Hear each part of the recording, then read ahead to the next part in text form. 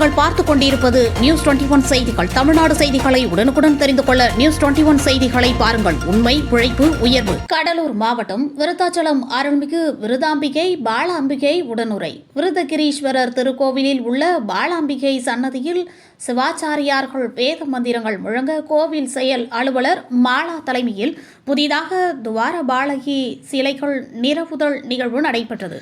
இதில் புதிதாக நிறுவப்பட்ட துவார பாலகியில் சிலைகளுக்கு பல்வேறு அபிஷேகங்கள் செய்யப்பட்டு மலர்களால் அலங்கரித்து தீபாராதனை காண்பிக்கப்பட்டது. இந்நிகழ்ச்சியில் நகை மதிப்பீட்டாளர்கள் துணை ஆணையர் ஹரிஹரன், உதவி ஆணையர் சுப்பிரமணியன், விருதகிரீஸ்வரர் கோவில் நிர்வாக மேலாளர் பார்த்தசாரதி மற்றும் பக்தர்கள் பலர் பங்கேற்று சுவாமி தரிசனம் செய்து அம்மனின் அருளை பெற்றனர்.